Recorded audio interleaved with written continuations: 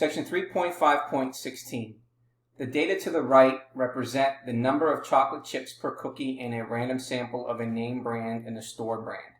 We're going to complete parts A to C below. So we're going to open up our assignment. We're going to open it up in StatCrunch.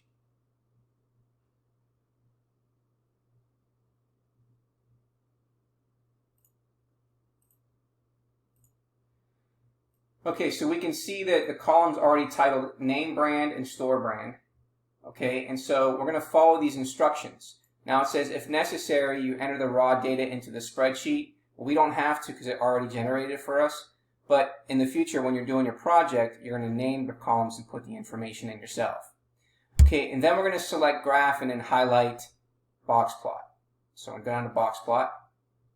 Okay, and then we're going to click on the variable whose box plot you want to draw. Since we want to have both of them, we're going to select one and then hit the control key to make sure both of them are listed. Okay, so therefore it's going to create a side-by-side box plot because we selected both of them. Now we're going to make sure that we check the boxes where it says uses fence to identify the outliers, and we also want to draw the boxes horizontally. So we want to make sure it's drawn horizontally. So we want to make sure we check that box as well. So we have those two checked. Okay, and then we can enter the label, a label for the x-axis if we wanted to. Okay, and so if we wanted to label the x-axis, we can. So in this scenario, we can then call that, let's say, chocolate chips. And then now we're going to select compute. So now you can see our graph.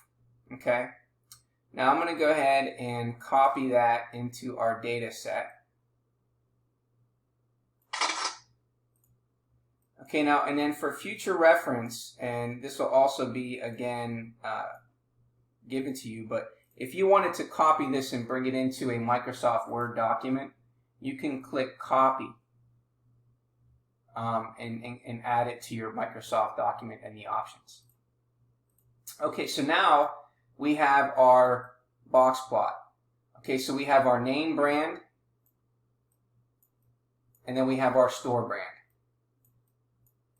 Okay, so this is a side-by-side box plot. Okay. Now, the thing that you want to notice here is that up here, they have the name brand written first and the store brand listed second. Now, if we want it to look like that, then we're going to want to go back, okay, and this is a good way of making sure that we have our correct information first. It depends on how we select our information. Let's go back and do this again. It's a good way to just practice this. So we get box plot, and then we're going to select our store brand and then our name brand, and then we want to make sure that we draw boxes horizontally, and then we have chocolate chips, and then compute. And so now, if you notice, because we selected store brand first, the name brand second, and this is how we're going to make sure that we have our box plot looking like the way we want to. Okay?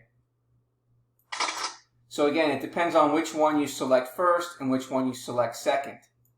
So in this scenario, we have our name brand first and our store brand is now listed second. Now, answering the next question, it states, does there appear to be a difference in the number of chips per cookie?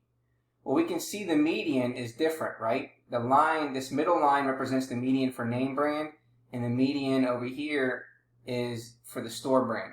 So the median of the name brand cookies lies to the right of the median of the store brand cookies. Thus, the name brand appears to have more chips per cookie because you can see it has a higher number here for the maximum amount. Now, does one brand have more consistent number of chips per cookie? Now, the spread of the name brand cookies is less than the spread of the store brand cookies. Thus, the name brand has more consistent number of chips per cookie. So that means that this, you see it has longer legs, right, for the store brand. So therefore, it's more spread out for the store brand. As for the name brand, it's not as spread out, which means it's more consistent with the number of chips per cookie.